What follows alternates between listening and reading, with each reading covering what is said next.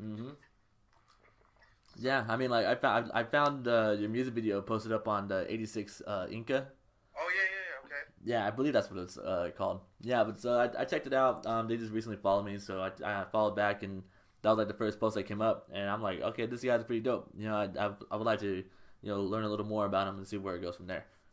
So Dope. I appreciate it, man. no, it's I all good. appreciate that. So I don't have an introduction for this type of podcast. I'm very indecisive, but I do go by Tony Oddball. This is an odd conversation here with a very special guest. Clockwise, Crop Circle 7 is the crew. Echoes of Oratory Music is the label. So yeah, man. All right, for sure, man. So I couldn't really find any information. Like maybe like I don't know if you've done any interviews in the past or whatnot, but what's it called? I'm here gonna ask some of the basic questions to get them out the way for now. Okay. So where you from? Well, originally I'm from La Puente, California. I mean, it's not. I stay in Downey right now, but I grew up in La Puente all my life. I'm not sure if you're familiar with that city. It's Mm. like San Gabriel Valley, basically. I was born in Los Angeles, but left there at an early age and landed in La Puente and been there ever since. And then after that, well, basically that's where I created my whole musical journey. Was in that city with my brother, of course, and just banging beats and stuff, like right out of high school.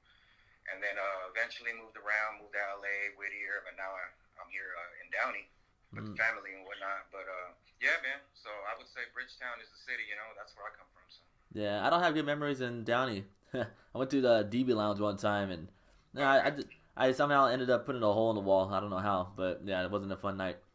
But okay. Oh, wait, you say you stay in Downey? no, I went there a couple times, mostly for DB Lounge, Oh, okay. the club. Right on. I actually lived in Whittier for like the past shit, maybe like 5 years technically. Yeah, Oh, so okay. I've been out in Whittier. Nice. Yeah, because what was it? I'm actually from Fontana, but I came to La Mirada, then Whittier, San Diego, and then Whittier again. But Okay. yeah, but now I'm in Riverside County right now, and yeah, but I know where Puente is and everything as well. Uh, No, yeah, sorry, I don't know. I drift off sometimes. no, Uh, it's all good. Yeah, it's a small city, man. So not too many hmm people know about it, but that's what I represent. All my family's there. So and I go there often. So hmm that's what I like to rep. Okay, so how long have you been making What's music for? man? Well, right out of high school, I graduated in '97. So hmm I'm 40 years old. I've been doing this for a long time. First started right out of high school, obviously DJing on my first decks. My 1200, my Technique 1200s, which are right there, the OG ones, and started DJing first, and then eventually, started producing with my brother. We bought our MPC, and this was back like in '99, and from there we were making beats, but no, we didn't know any MCs, hmm and so eventually I met my homie Wordman, which is part of my crew now. I'm not sure if you're familiar, but I'm from a crew called Crop Circles, and that's the main group. That's what we started. That's back in the day, and that's what we were like running with until just recently I started like this whole solo movement. But for the most part, back then it was all Crop Circles, and like I said, bought the beat machine, met the homie Wordman, and shout out to Artie Swell as well, another homie that used to be in the crew, and I started utilizing them, to jump on my beats or whatnot. But then obviously I got inspired, I got motivated by listening to them. So then I started writing, and this was like in 2000 or whatnot. hmm Ever since then, 3 albums later, we dropped 3 Crop Circle albums. Then after that, I dropped a solo album in 2013, and that was my first solo joint. It's called Verbal in a Cup. You can find that Bandcamp and all that. But since then, I've been like kind of like zoning into my solo efforts, hmm and which takes me to today. I'm working on a new project right now with the producer Dirty. He goes by Dirty he's from Bulgaria actually. He's an international cat. So this is kind of like my reintroduction, as a solo artist. I know you haven't, like you said, you couldn't really find much on us because we're not really, we didn't really put it out there like that. Like we did, it was all local, you know what I'm saying? But for the most part, all the marketing, all the technical, behind the scenes stuff, we didn't really, we were all about creating at the time. So that kind of passed us up, which it was detrimental a little bit, you know what I mean? hmm Because here we are trying to start over almost, you know what I'm saying, in a sense, and not really because we never stopped, you know what I mean? But we weren't consistent enough to keep the movement going. And, but here we are today, man. It's never too late. I still got my peeps that fuck with us, you know what I'm saying? And everything's going good, man. I'm re-inspired, motivated, got some great influences, and ready to go, man. So the video that you saw, I'm not sure, is that what you saw, the video, Mentally Armed? Yeah, Mentally Armed, and that was with Dirty, right? Yeah. Okay. So that was the first single to the new album, and that was kind of my push right back into the scene. You know what I'm saying? So that's gonna be followed up with a couple more videos, and then dropping the album on March 29th. So yeah, man, I'm just kind of like getting the wheels rolling, getting back into it. No, So, absolutely. I'm just glad. I'm glad you ran into it. You know what I'm saying? And reached out. So yeah, respect. All right, cool, man. Yeah, I'm happy I came across it. I really liked it. So, inspirations. Where does your inspiration come from? Whether it's like writing to creativity, production, like anything that comes to mind. Right on. Well, I mean, I started off as a DJ, so and producing and all that before I was even writing, or before I even wrote my first rhyme. But I would have to say, man, the whole. Well, first of all, it started with Run DMC because I'm 40 years old, man. But back then, that's what caught my attention, right? And then from there, I used to pick up mixtapes from like swap meets and stuff like that, Santa Fe Spring swap meets, and it would have like Special Ed on there, Boogie Down Productions. So that opened me up to like a lot. So then I became curious, me and my brother. So we would like do a lot of digging. We would like just flip through the channels. There wasn't much back then. Obviously, we were young, so we couldn't really go anywhere. So we would be flipping through the black box, where you can order the videos and stuff like that. And then that's when I ran into like Cypress Hill, and it's where. Not order, but you can request what videos you want to see. And I ran into Cypress Hill, man, and that kind of basically, that just changed everything. I fell in love with the production, with Mug's production, which led me to seeking out like Wu-Tang and stuff like that because of RZA. I was like heavily deep into production, and that was my thing, man. Like if any song didn't have a soulful, dope beat, like I just didn't really care about the lyrics at the time, and so I kind of owned in on that, on the whole production DJing thing. And eventually when I started writing is when I started getting more into like lyrical, wordplay and stuff like that, which led me to, KRS, Chino Exile, like, the Here to Save You All album. That's like a major, in my book. And then... By Chino? Yeah, Chino okay. Exile. And then Grave Diggers, one of my greatest inspiration is, Grim Reap, R.I.P. He passed away back then, but they put out 2-3 classic albums, man, and that was something that pushed me forward because it just opened up my mind. So yeah, man, going back to that time, it was mainly those cats. It was that kind of like the golden era, basically. You know what I'm saying? But here I am today, and I still have the same influences, man. Like nothing's changed, and which might not show in my work, and might, according to who you talk to, but it's in me, man, and those were my greatest inspirations, you know what I'm saying? Along with other genres too, but hip-hop was just everything to me at that time. Yeah, absolutely. Like when I listened to that Mentally Armed music video, I've seen it too, I did see like a lot of inspiration, like because of nowadays with the music that we have right now, and that it's kind of like stray away from all the lyricism and like lyric miracle stuff.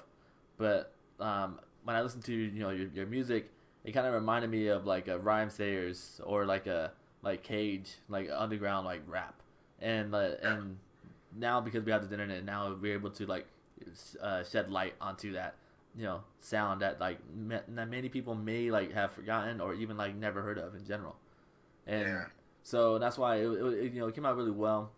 So as of right now, like I would assume that you would just like categorize yourself in like your music with like the underground scene. Would you be able ever be opposed to like label work if they ever came across your way? Yeah, I mean it all depends. I mean, I consider myself just a hip hop artist. I don't really consider it underground, mainstream, and whatnot. Okay. I mean the times are different now. Obviously, I went through that whole phase. I went through a couple phases. Not me personally, but just watching. From the outside looking in. I never changed my style, man. If you go back, if you were to do some digging, and go back to like our first album that we dropped in 2003. It's my crew, Crop Circles. Yeah, I mean, obviously I've gotten better. I advanced a lot. You know what I'm saying? But the same feel is still there. You might call it underground. I do too. You know what I'm saying? But to me, it's just hip hop, man. It's just hard, dark beats. With creative rhyme schemes. You know what I'm saying? Yeah. And it might be a lot of people kind of like think, oh, it's thinking music, right? That's kind of how they label it. But you know, they're just words, man. It's just expanding your vocabulary a little bit and just, you know, running with that. Because I mean, I'm not really into today's music and stuff like that. I do respect new artists and stuff like that, definitely, because obviously you can tell when they have like a great skill, great talent. But you know, it's not me, and I can't. If the labels approach me, back to your question, if the labels approach me and wanted me to change up my style and do this and do that, then obviously, you know, it's a big no for me, man. I mean, money ain't everything. You know what I'm saying? As much as I need it right now, it's not everything. You know, like I really care about the art. I care about, you know, how I'm looked at 20 years from now. You know, I'm all about longevity, man. Absolutely. And I do remember that you mentioned like krs-one and Gravediggers earlier. If there's like any like new music that you actually want to like get put onto, or you know, you never heard of them before, I'm a big fan of this group called the Flatbush Zombies out in Brooklyn, New York. Those guys, Flatbush? Yeah, Flatbush Zombies. Okay, yeah. Yeah, so I never really dipped into their music, but I might do that, you know, today now. Yeah, check out Headstone. That's like one of their last singles, but like you as a hip hop head, you'll listen to it and you'll catch exactly what they're doing. So I'm gonna let you sit on that one, because that's like they're definitely my all time favorite group as of right now. And so that's why when you mentioned those two names, I was like, okay, like, you know, then he'll definitely like this group if he's not really like up to date on like any new artists at the time. Right. You know, so when it comes to new artists, is there anybody that you like really tip your hat off to, or what? Let's see, new artists, as in kind of like on a more of a mainstream level that are like kind of. I'll say like more like a more recent like time frame, whether it's like from 2010 up or like 2015 up or somewhere. You know what I mean? Yeah, I'm trying to think, man.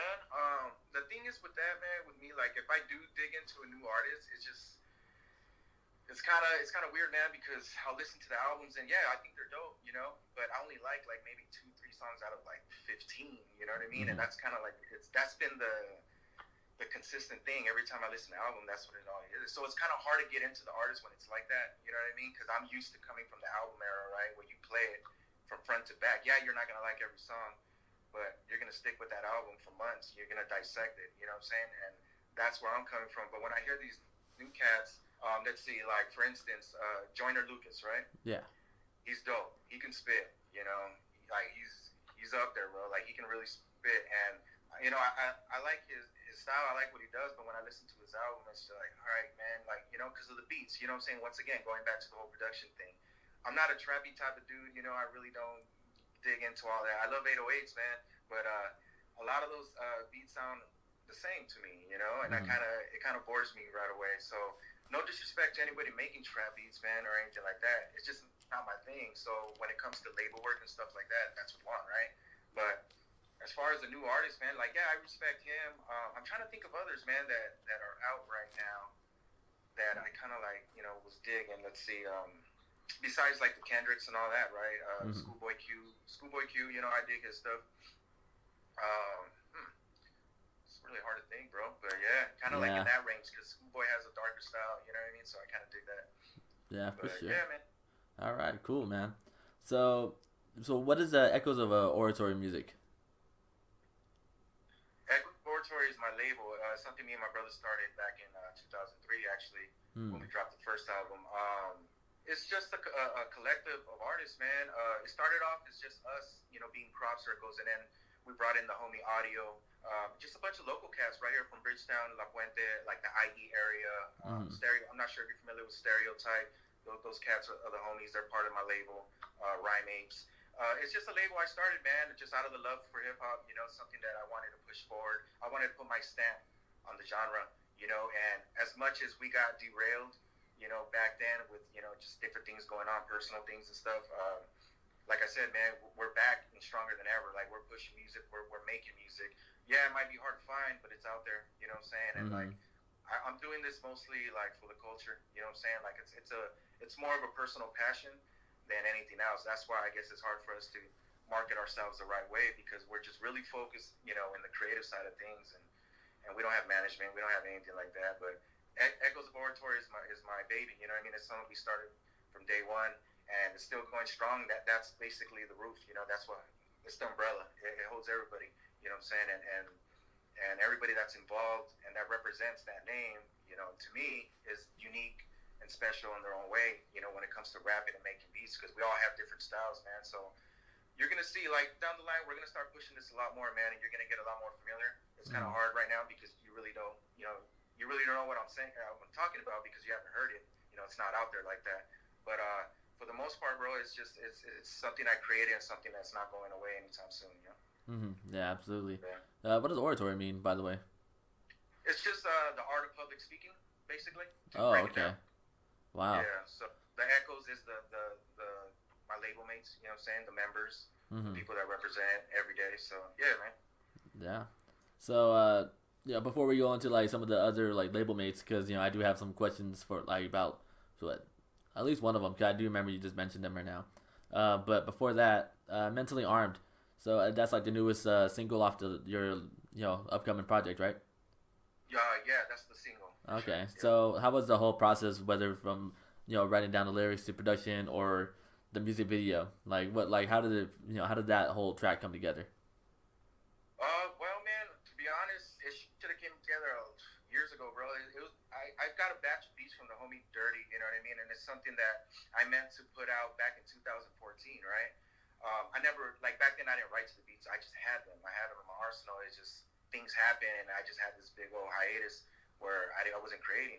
Just recently, I went back to these beats and started writing to them, because I need to write to the actual beat. I can't just write to anything and then kind of go and mix and match, you know what I'm saying?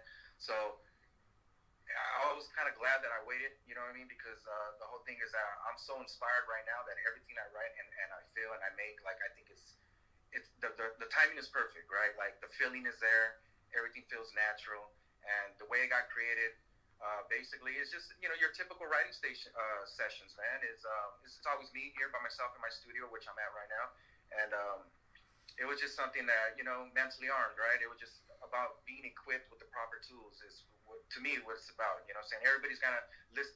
You're gonna listen to it, and you're gonna kind of have a different idea on it. You know what I mean? But for me personally, it's just being equipped with the mental tools, basic. You know what I'm saying? So however that came out to you, I'm not sure if I conveyed it that way, but that's what it boils down to, man. And the writing the process was simple. Just, I knocked it out. I knocked it out like in a day or whatnot. I'm not the quickest writer, you know what I'm saying? But I like to really put a lot of effort into my writing, and, you're your worst critic, right? Like, you're there and you're just picking at it. But yeah, man, knocked that out. The beat was made by Downey. You know what I'm saying? I'm also a mixing and mastering engineer. So I did all the mixing on it. I mastered it. I recorded it. You know what I'm saying? So I kind of I've been doing this for a long time, man. Like, I've been mixing and mastering all the records that I have under the Echoes of Oratory umbrella, and so that's my specialty as well on the side. As far as being an artist, I was juggling the mixing thing on the side, to make ends meet on top of my part-time job or whatnot. So a lot of my focus went into that, into other artists too. You know what I'm saying? So now I'm kind of doing a full circle where I kind of eased up a little bit on that. You know what I'm saying? And I'm back on my own thing, which is creating every day now.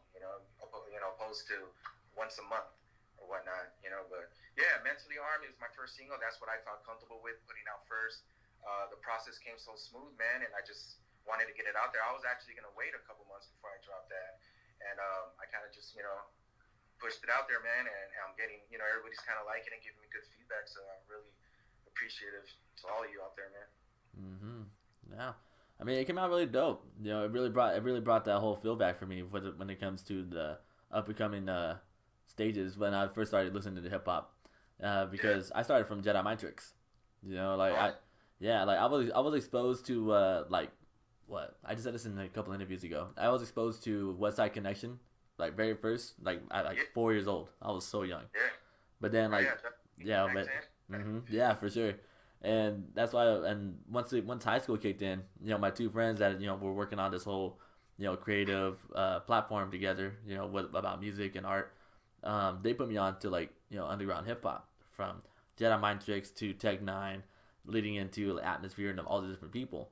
So I was like, all right, let's see where all this goes. So it kind of brought back the whole feel when I first started learning about hip hop, and so that's why I thought it was dope. It's funny that you're saying that right now, because yesterday one of my comments, or somebody that messaged DM me, told me that I sound like Jedi Mind Tricks, Heavenly Divine. That's what it reminds them of. Yeah. And I was like, it's hard for me to see it because I wrote it, and I don't think I rap like that. But I can understand where that's coming from. You know Like what I I'm can saying? see the Like, I realm. get weird Yeah. comparisons, man. Like I can see the realm of creativity, but I can definitely see that it's your like personal like creation. Like it wasn't like inspired off that, you know? Yeah.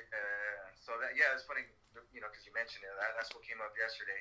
I get a lot of like, I sound like Eli, and I sound like Cypress Hill, and this and that. Like it's all over the place, man. It's funny, but hey, all love, man. Yeah, I also believe it. Like people may be like referring to you as like those older like known people, like because they're still relevant nowadays. But it's just that they revert back to that time was because nowadays we're not used to hearing sounds like this. And well, but you bringing it forward because some people always try to say, "Oh, he's bringing hip hop back," and it's like I just think he's just moving his his style forward. He's not going back in time for this. It's like this is him, and so. That's why I liked it. It definitely sat well with my listening habits and such. Yeah. So Dirty, who you said that he produced that track, right? Yeah, he's actually producing my whole album, man. It's gonna be about 9 tracks. Dirty is an international producer from Bulgaria. I never met him personally, just through online. And we've been chatting for the last like 8 years online and talking about doing this project and whatnot. But yeah, man, he's a really dope producer. He keeps it real quiet, he's super underground, and but he has some solid tracks, man. And I picked his best one, so I'm ready to, get this shit going, bro. Yeah. For sure, I'm definitely be on the lookout for that. That sounds pretty dope. Cool, man. Thank you. No problem. So one of your label, it's like a duo or something. If one of your label mates, Rhyme Apes. Okay. So yeah. so what? How did that connection even came up, and like how did like kind of manifest up into where we're at right now? Well, with the Rhyme Apes, they're part of a crew called Crop Circles, Stereotype, right? Yeah. Rhyme Apes is 2 of them. Stereotype is 3 cats: Frank John James, Moss One, and Brainstorm. Rhyme Apes is Brainstorm and Moss One. Those are the homies. Those are the cats that live here in. One of them moved to Texas. But anyways, those guys, they originated from a crew called Stereotype. I met them back in over 10 years ago, man. The homie Brainstorm just reached out to me, and wanted to come through and record at the studio I had at the time in Covina.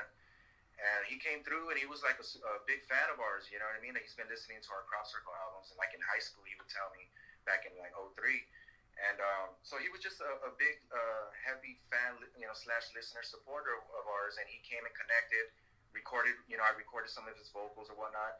And, obviously I realized that he had a lot of talent. And I like where his mind was at as a youngster, because they're younger than me. Mm-hmm. And eventually he brought in Moss One and Frank John James. He showed me all their music. He showed me all the Stereotype music, which is their main album. You should check that out, brother. You'll probably like that.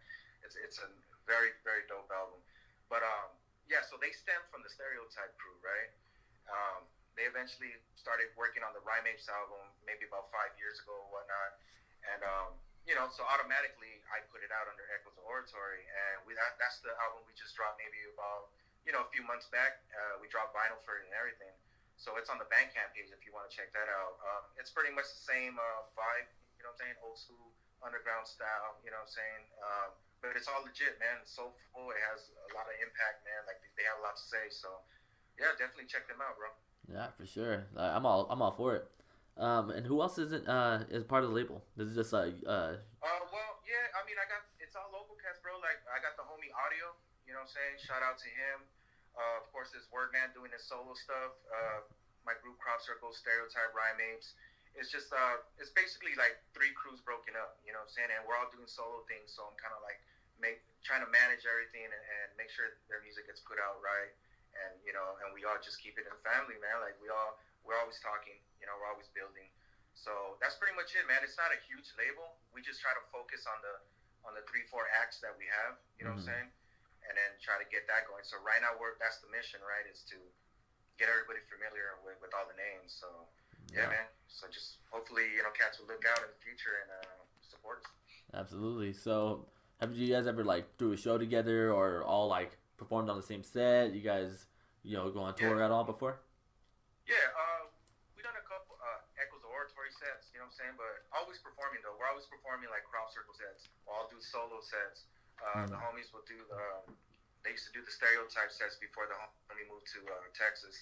But yeah, man, performance is always there. We're always performing. I haven't performed in the last few months, and then with this whole Corona thing, you know, obviously we can't. But always performing locally, man. I did a little tour maybe about 4 years ago. Went all the way up north, you know, down to Idaho, everything, like Montana, the whole deal. And that was fun, man. That was a great experience. Shout out to Gilead 7, that's the other homie. And he's also part of the label, you know. I'm not sure if you heard him. His name is Gilead, but... I've seen him featured on a couple songs. Yeah, he's a real intelligent dude, man. But he's another one that represents the label. And but yeah, man, shows, always been there, bro. Like, we always done it. I want to do more. I want to get further out, you know, venture off into other states, maybe internationally one day. But that's the goal, right? The whole point is to stay consistent right now, put out enough music for you know to catch on, and then you know hopefully promoters will start looking into this, man. Absolutely. Do you have like any memorable, you know, experiences or funny encounters? You know, any life-changing experiences throughout the whole like performing and like you know touring, you know, traveling? So many different ways they say that question. Yeah, life-changing or anything like that, not really, but just eye-openers, you know what I'm saying? Like, just performing at shows. Well, first of all, doing the tour was a big eye-opener, man. Just me and the homie kind of just running all the way up and not knowing where we're going. You know what I'm saying? Like, that whole experience is cool and everything, but the main performances that we had were, like, the likes of, like, a krs-one, like Mad Lion, Brother J, you know, from X-Clan and stuff like that. Because these are the cats that I grew up listening to. So when I got to perform on the same stage as them, you know, it was a big thing. We did that maybe a few years back out in Orange County at, I forgot the name of the spot. But, with the observatory? Yeah, man, I wish I had more stories, you know, funny stories. But everything was just straightforward, man. We get there, we perform, we watch the headliners and support. And it was like the same old deal, but it was like very inspirational just watching them, how they rock their shows and stuff like that. Because we never stop rocking shows, you know what I mean? But we're always trying to learn and get better as a live performance, you know? Because nowadays, you know, the attention spans are crazy, man. Like, no one has them, you know? So it's like, you gotta, it almost makes you feel like you gotta go out the box and you gotta do something different in order to keep them there, right? But that's not that's not how we move, you know? And so we're learning, man, being older, you know what I'm saying? And this is a young man's game almost, how it seems, but not really, because it's all up here, right? Like, I love writing, I love producing, I love DJing, man, and engineering, you know what I'm saying? So it's like, it all goes hand in hand. But as far as experiences and stuff like that, that show was probably the most, you know, fun and, like, inspirational. So, yeah. Yeah. Well, dang, man. So I have, like, 2 more questions before we end this out right here. You know, I did ask you know earlier because of the whole like 86 Inca, but like what's like your connection with the underground hip hop? Like the underground hip hop blog. Sorry about that. Oh, okay. Cause I did see you do a freestyle for that, right? Was that? Did you do like an interview or like a freestyle for their blog? Yeah, it was I did a mic session with them. Okay. Basically, they let me perform one of my songs. It's called No Free Trips. Got a little video out for that too. Yeah, I performed a mic session with them. Those cats, they've been around for a long time, man. They put in a lot of work since like when we dropped our second album back in like 2006. You know, we started connecting with them. We did it, you know what I'm saying? And they always showed love. Always like, it's crazy. Like they show the most love to us, and they're always putting us on. They always want us involved. Like we did the Rock Marciano show with them. What was it like 4 months ago or so? And that, yeah, I forgot to mention that one. That was like a big one right there, man. That one was crazy. So many people, the vibe, the energy. It's like once you feel that energy, you know, it just turns you inside out, man. You don't want to stop at that point. You know what I mean? Like you want to keep it going. So that was a major show for us, and all thanks to them, man. You know what I'm saying? So shout out to underground hip hop bloggers, and those cats are cool, man. Yeah. They really represent. I've come across a lot of dope people right there, and one of the dudes that I'm just locked in an interview with recently, his name's Destruct. He's pretty dope. He definitely has that like raw, like in your face like type of lyricism and such. Right. And he's always looking to work with anybody. You know, if I were you, I would definitely like look into his music as well. Like that dude's pretty dope. Yeah, I met Destruct before. Oh snap! Okay, yeah. So perfect. You know. Yeah, he's been around for a minute too.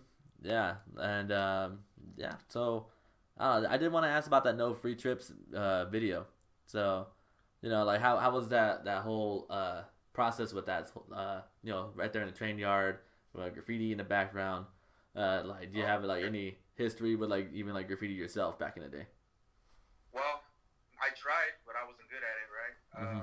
But I had homies, I had homies all around me that were very good at it, and I was always inspired by it, man. Just seeing the colors on the trains and stuff like that. Like, I always wish I could do it, but it's not my forte, So I've always just enjoyed it, visually. But yeah, man, that I didn't know you had watched that video, but yeah, no free trips. That is a song that is produced by the homie Abomination Warner. He's from Hawaii. Shout out to him. He's a really dope producer. And he shot me the beat.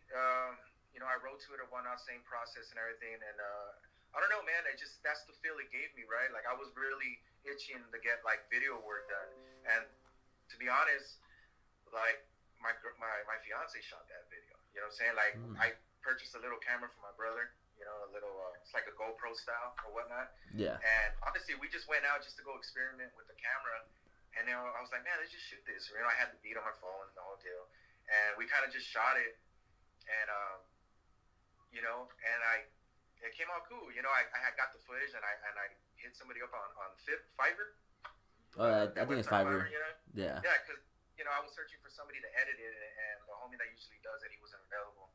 And so yeah, I sent that out, and when I got it back, I was like, shit, this is good enough for me to just throw out there, because it's all about content, right? And so I'm learning that that's the key right now. You know what I'm saying? It's just to be consistent and putting music out and visuals. You know what I'm saying? Something that connects it. So when we did that, it just came about naturally, man. My fiance, shout out to her, because she's the one that was handling the camera, and I was just like doing whatever, right? And came out cool, man. Like, we're just searching for a spot to do it, and we saw the train tracks right there, and to me right away it was like a no-brainer, right? It matched up perfectly. So when we got there, we just shot it within 30 40 minutes maybe, with the kids and everything. We're all yelling at the kids because they're getting in the shot and shit like that, but it was fun, man. It was an experience. And like I said, once we got it edited, once the homie did the editing, it came out cool, man, and I thought it was good enough just to throw out there. But now, obviously, like, compared to the new video, like, to me, it's not up to par. But yeah, shout out to DMT Media, man. Those cats did a great job on the new video on Mentally Armed, and I want to make sure I mention them. You know what I'm saying? The homie Mark Ford and all them. So they're doing their thing over there. But no free trips, yeah, man. That's how that came about. It was real simple, real natural process. Okay. And so, along with Mentally Armed, what can we expect on this upcoming project? Do we have like a name that we could drop down? Features? Anything that you in mind? March 29th is the date. Features, it's got most of my camp, all my label mates, you know what I'm saying? So far, it's just them. Shout out to Roughneck Jihad. He's another label mate I forgot to mention. Not sure if you heard of him. But he's that's the homie right there. He's a veteran, you know what I'm saying? And he's been putting in work forever. You should check his shit out. He goes by Roughneck Jihad. Mm-hmm. And like, he's on it. All the homies, Rhyme Apes, Wordman, Audio, everybody. So it's other than that, man, what can you expect from it? Just, I don't know. I'm not to say it's a dark album, because it's not. I just that's my style. That's what I like to follow. That's what I think it's gonna sound like, right? But to tell you the truth, it's a real level-headed album, man. Like, it's not all over the place, you know what I'm saying? It's just hard beats, man. Real deep, creative rhymes. There's some scratching involved, a little every element's involved, you know what I'm saying? Hip hop, and it's just a real passionate album, man. It's something that I've been wanting to put out for the last like 8 years, and I'm finally getting to the finish line. And I'm doing all the mixing and mastering, so it kind of takes forever, you know what I'm saying? If I was shooting it to other cats to do it, it would have been out already. But yeah, it's something that I hold dear, you know what I'm saying? It's my heart, because it's my next. It's the follow-up to my last album, which was called Verbal in a Cup. That came out 2013. So I'm trying to top that one. And let alone this one, I got really dope production from Dirty. So, I'm excited. I want you guys to hear it and give me your opinions, because it's definitely going to sound different, man. Definitely going to sound different. Like, it's going to be in the realm of Mentally Armed, but every beat's different, obviously. But it's like, it gives you a different vibe, what I'm writing about and stuff like that. It's all just mental exercises for me, but it's a feel good album for me. You know what I'm saying? And hopefully you guys get the same out of it. Absolutely. And so, final question, man. I just want to know, like, do you have like a message out there for anyone that wants to pursue this type of career, or just like anything in life advice? Yeah, for any youngster out there, you know, just 100%, just be yourself, man. Like, you know, I know a lot of people out there are trying to ride the same train, you know, and because it's a moneymaker, you know, hip hop is a huge moneymaker right now. But honestly, the money will come, and if you're dope, you're dope. It doesn't matter what genre you're doing. Just stay true to your essence, you know what I mean? What you're really about, whatever you grew up on, you know, represent it, and always respect, you know, the pioneers of this. You know what I'm saying? Because without them, you're not really, you know, you're irrelevant. You know what I'm saying? So, yeah, just respect the pioneers, man. Respect the culture, and push it forward. That's it. For sure, man. Cool. Any last minute shout outs before we head out?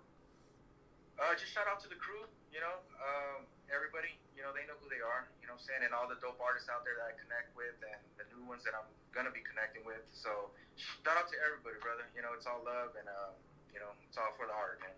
Absolutely, man. And I appreciate all the, like, your music and everything too, man. It's definitely like it makes me like get used to that, you know, the whole scene again, and like, because, you know, my taste is everywhere, and so when I listen to your music, man, you know, it definitely kind of fills that void that I forget that's there sometimes. So salute you for that, man. Hey, thank you. So just like an intro, I don't have an outro either, but I do go by Tony Awdball. This is an odd conversation here with a very special guest. Clockwize. All right, man, for sure. Once again, man, thank you so much for even giving you the time of day. I really appreciate it. Hey, thank you, brother. And go enjoy that Premier RZA joint right now, man. Well, it's coming up soon, right? Yeah, it's gonna be crazy. That one, I don't even know what to even expect with that one.